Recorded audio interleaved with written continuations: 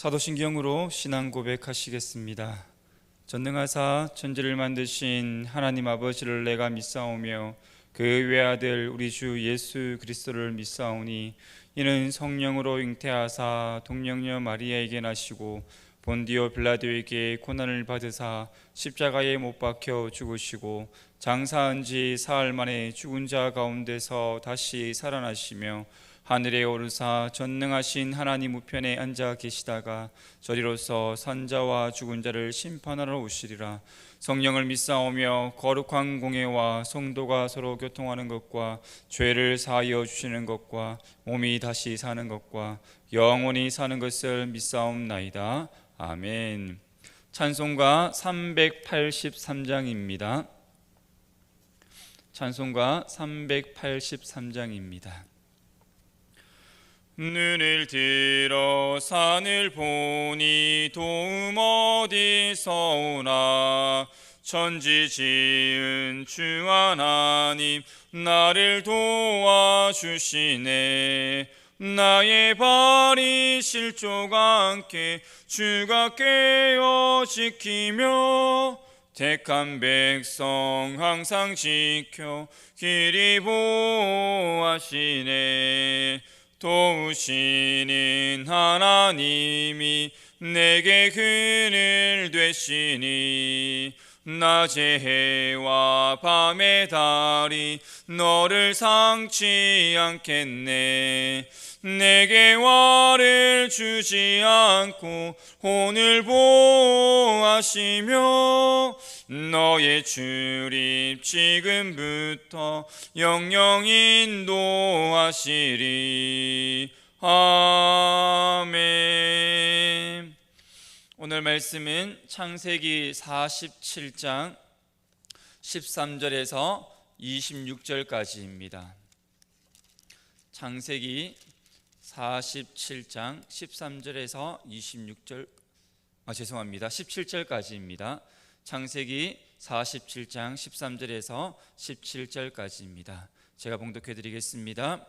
기근이 더욱 심하여 사방에 먹을 것이 없고 애굽 땅과 가나안 땅이 기근으로 황폐하니 요셉이 곡식을 팔아 애굽 땅과 가나안 땅에 있는 돈을 모두 거두어 들이고 그 돈을 바로의 궁으로 가져가니 애굽 땅과 가나안 땅에 돈이 떨어진지라.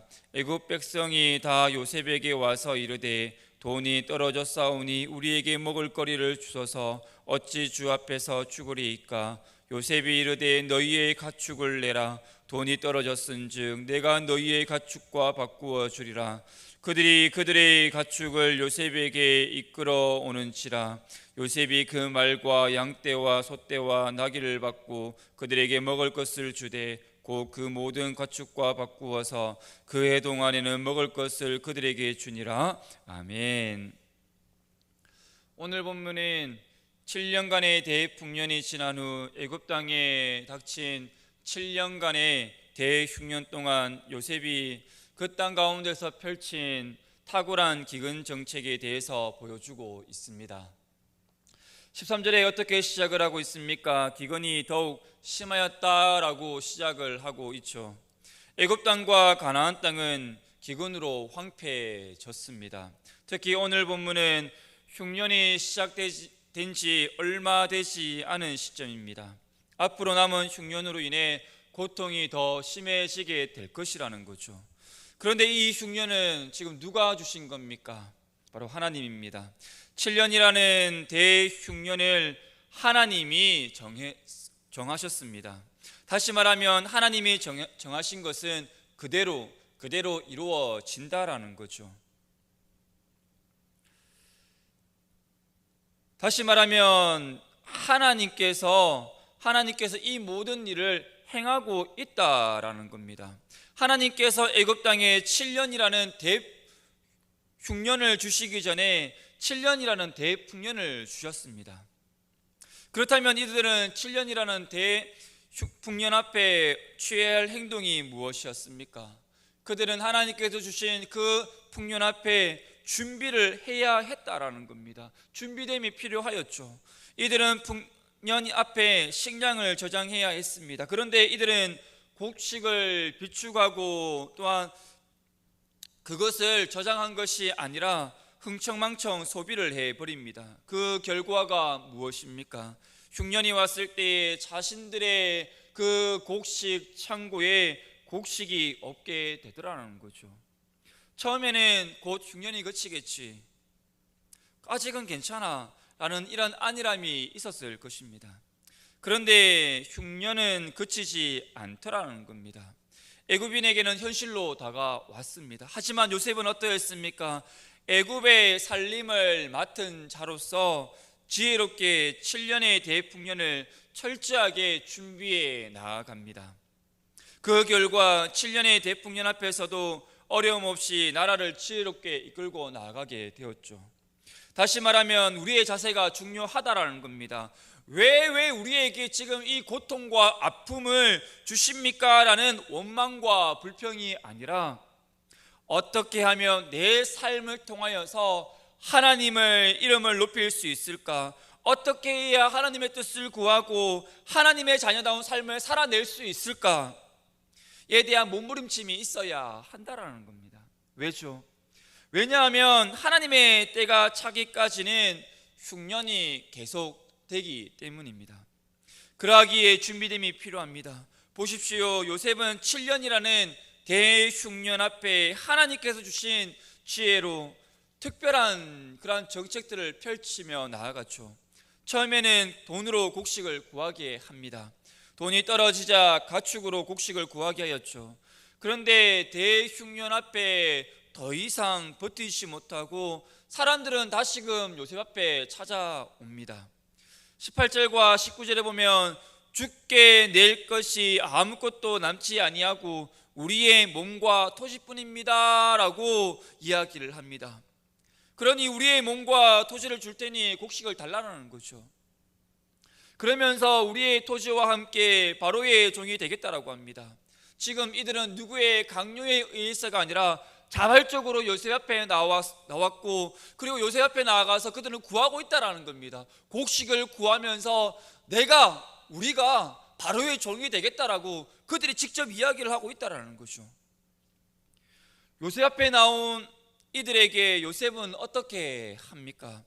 새로운 토지법을 세웁니다. 24절에 보면 추수의 5분의 1을 바로에게 상납하고 5분의 4는 너희가 양식으로 삼으라고 합니다. 이 정책으로 인해 25절에 보면 그들이 이르되 주께서 우리를 살리셨사오니 우리가 주께 은혜를 입고 바로의 종이 되겠나이다 라고 하고 있죠. 충분히 밀란이 일어날 수 있는 상황이었습니다. 그들은 흉년 앞에 쓰러져 갔습니다. 먹을 곡식도 없었습니다. 자신이 스스로 견디기 힘든 상황 가운데 놓이게 되었다라는 겁니다. 이러한 상황 속에서 요셉이 펼친 새로운 토지법이 이들에게 먹혔다라는 거죠. 무슨 말입니까? 요셉은 지금 정책을 펼치는 그 가운데에 자신이 경험했던 지식을 가지고 정책을 펼쳐나가는 것이 아니라 하나님께 철저하게 구하고 하나님이 주신 지혜로 그 어려운 그 난관들을, 그 흉년들을 극복해 나가고 있다는 겁니다. 요셉은 대흉년 속에서 특별한 정책들을 펼치는 가운데에 그 요셉의 모습을 보면 자신의 소유로 삼은 것은 단 1%도 없었다라는 겁니다. 보통 사람 같으면 자신의 공로를 주장하며 그 중에 일부를 또 자신이 차지하기 위해서 착복하였을 겁니다. 숨기기도 하고 또한 왕에게 이야기하여서 내가 이렇게 정책을 펼쳤으니 나에게 이러한 지분을 달라라고 이야기하였을 겁니다. 그런데 요셉은 그렇지 않았다라는 거죠. 요셉은 자신에게 주어진 그 모든 일들을 충실히 성실히 감당하였습니다. 다시 말하면 요셉은요, 언제나 변함없이 한결같은 모습으로 하나님 앞에서 행하였던 것 같이 모든 사람 앞에서도 그렇게 행하였다라는 겁니다. 그 결과가 무엇입니까? 왕과 백성들 앞에 신뢰를 얻게 됩니다. 무슨 말입니까?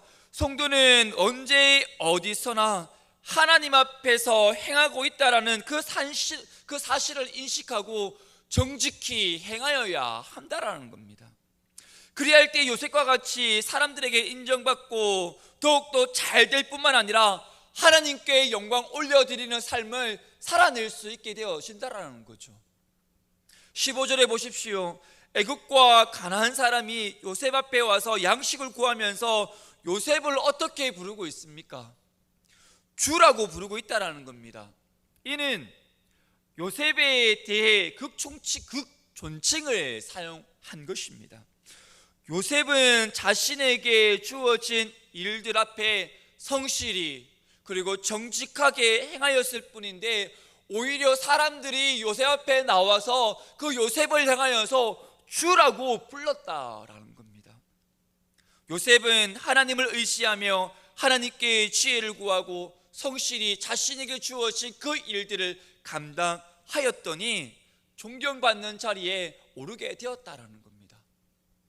자신이 그 자리에 서기 위해서 아둥바둥거리지 않았고 그냥 하나님 말씀 앞에 바로 서며 하나님께서 기뻐하는 일들을 펼쳐 나갔더니 사람들이 그렇게 하여 주었다라는 겁니다. 사랑하는 성도 여러분, 하나님의 자녀인 우리는요, 모든 일을 행함에 있어서 하나님을 섬기듯 겸손하게 하나님께 지혜를 구하며 하루하루를 살아가야 한다라는 겁니다. 그래야 이 어렵고 힘든 이 세상 속에서 기쁨과 감사가 흘러넘치는 삶을 살아갈 수 있게 되어진다라는 거죠. 내 지식과 내 권력과 내 힘을 의지하게 되면 결국에는 무너질 수밖에 없다라는 겁니다. 애굽인이 그러했다라는 겁니다. 괜찮아, 곧 이 흉년은 사라질 거야. 그런데 그렇지 않았죠.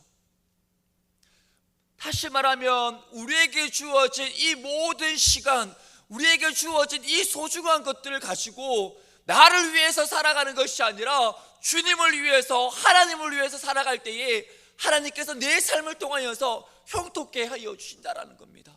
하나님의 이름이 드러나는 삶을 살아가게 하여 주신다라는 거죠. 그러하기에 오늘 하루도 우리가 이 땅 가운데 살아가면서 하나님의 자녀다운 삶을 살아감을 통하여서 오늘 하루 마무리를 할 때에 하나님께 잘했다 칭찬받는 하루의 삶이 되어져야 한다라는 겁니다. 언제요? 바로 내가 하나님 앞에 바로 설 때라는 겁니다. 하나님 앞에 바로 서서 성실히 정직히 행함을 통하여서 정말 하나님 앞에 칭찬받기에 부족함이 없는 성도의 삶이 되어지기를 주님의 이름으로 축복합니다. 아멘. 기도하겠습니다. 하나님, 어찌 보면 하루하루가 살아가기 힘든 시대입니다. 이러한 시대 속에서 참다운 그리스도인으로 살아갈 수 있는 믿음을 허락하여 주시옵소서. 오직 내가 서 있는 자리에서 하나님의 자녀다운 삶을 살아낼 수 있는 지혜와 성실함을 허락하여 주시옵소서. 그리하여 그리스도의 향기를 바라는 복된 하루의 삶이 되게 하여 주실 줄 믿사오며 존귀하신 예수님의 이름으로 기도드립니다. 아멘. 하늘에 계신 우리 아버지여, 이름이 거룩히 여김을 받으시오며 나라가 임하시오며 뜻이 하늘에서 이루어진 것 같이 땅에서도 이루어지이다. 오늘 우리에게 일용할 양식을 주시옵고 우리가 우리에게 죄 지은 자를 사하여 준 것 같이 우리 죄를 사하여 주시옵고 우리를 시험에 들게 하지 마시옵고 다만 악에서 구하시옵소서. 나라와 권세와 영광이 아버지께 영원히 있사옵나이다. 아멘. 이 시간 함께 기도하실 때에 하나님의 자녀다운 삶을 살아낼 수 있는 지혜와 내 삶의 현장 속에서 그리스도의 향기를 바랄 수 있는 삶이 되게 해달라고 우리 함께 기도하신 후에 자신의 기도 제목으로 기도하며 나가겠습니다. 기도하시겠습니다.